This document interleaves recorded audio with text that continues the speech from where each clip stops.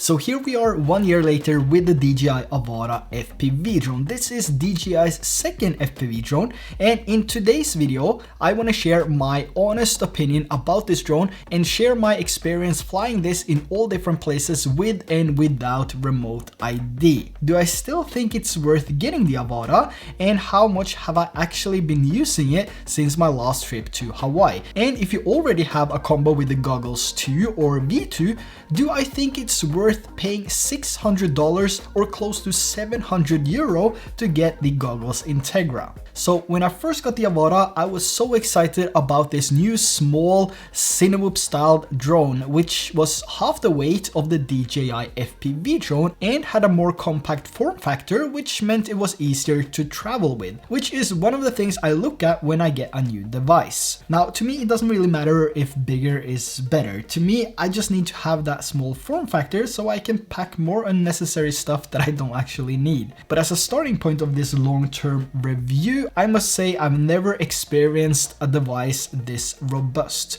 No matter how many crashes I've had, the Avata has survived every single time, which is awesome. Especially if we're brand new and looking to try manual mode for the very first time, just having a small compact drone which is so robust is a huge advantage for the Avata. Because if you're going, or when you're going into manual mode, because everyone has to try manual mode, it's so awesome.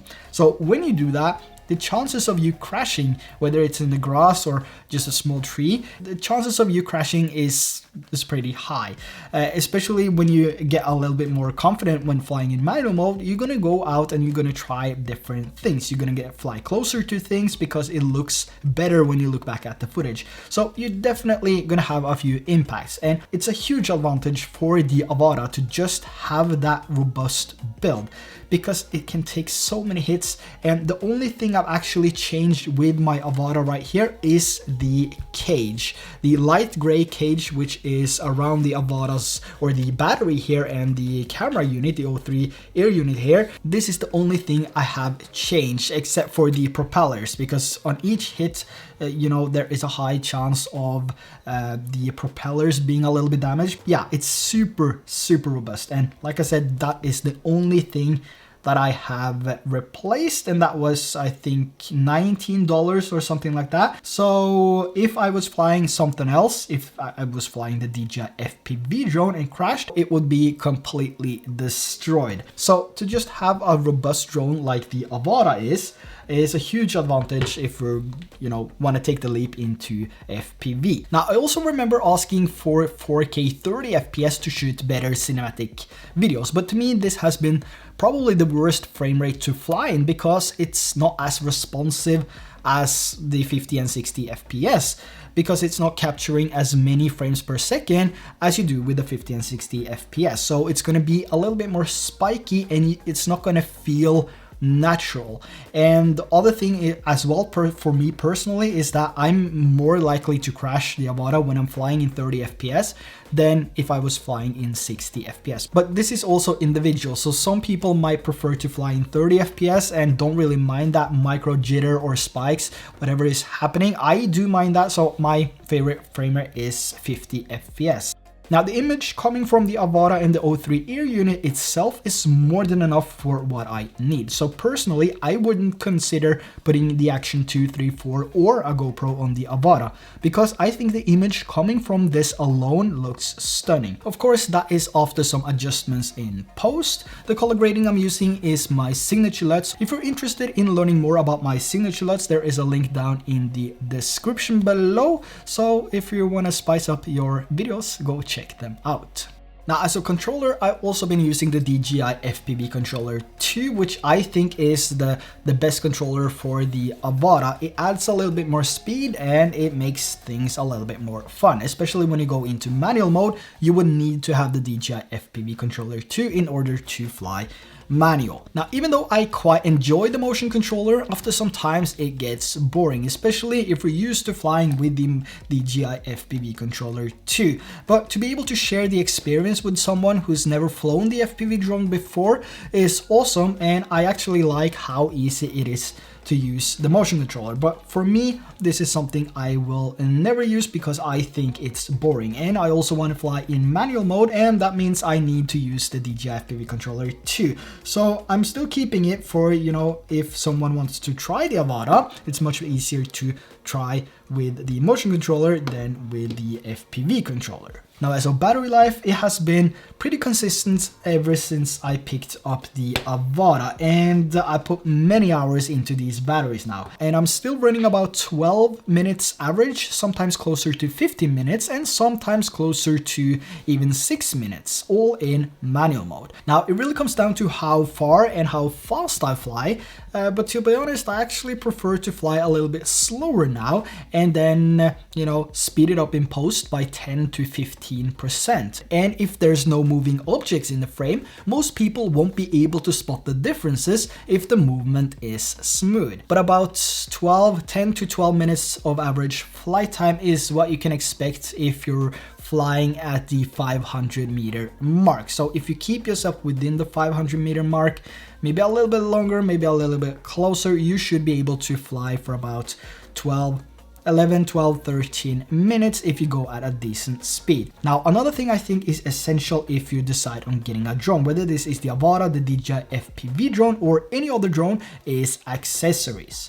So the main accessories I've been using with the Avata is, of course, some extra batteries. A total of 5 batteries and a good power bank keeps me running for some hours, and once I get this in the air, it's a lot of fun. Even with 5 batteries and 2 power banks, it's a bummer each time I'm running flat and have to call it a day because it's so much fun flying the Avata.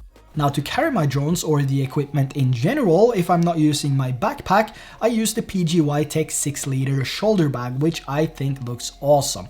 It can also hold more equipment than the DJI Fly More shoulder bag, which is a plus, but it also has smaller pockets to store different accessories to keep things better organized. And of course, ND filters, which is a must if you want to have that natural motion blur and to have your footage look better. Now, what I like to do is to actually use a higher ND filter than needed. So if ND8 is the perfect for that scenario, you know, I'm jumping up to ND16, and then I crank up the ISO to a maximum of 400 or 600 instead of actually using the suitable ND filter for that scene. And I've tested this for a few months, and I actually think it looks better by adding a bit more of that ISO and then use a higher ND filter.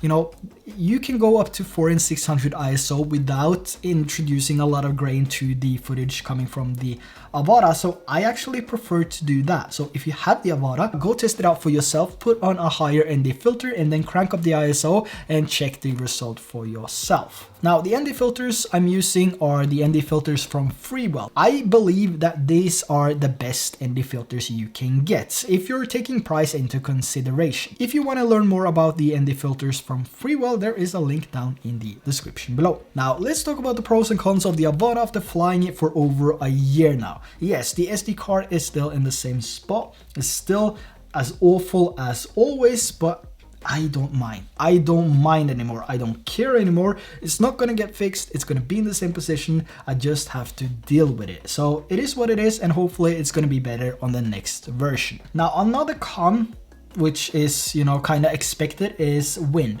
So I was taking the Avata to Hawaii a few months ago, and I really experienced proper gusts and winds, which I hadn't experienced with the Avata prior to this trip, and I found myself struggling to get the Avata straight and to actually get it back to shore as well. But since I was flying in an open environment, I can say I had full control as the winds and gusts were pushing towards the shoreline, so all I had to do was actually to turn the Avata, lower the speed and altitude, and it would get back. The Avata is only 410 grams and it's quite compact, so any level of wind can easily take control and change both the altitude, speed, and direction. Even if it's only for a second, it's important to know that this can happen, and it's important to know what to do in these type of scenarios. Now, another con is the sound. It is loud. it is screaming at you. And that's one of the things I don't really like, especially when I'm traveling to other countries where people are most likely on a vacation to relax and not to be screamed at. But there's not only cons to the Avata, there's tons of good things to say about it, including the weight,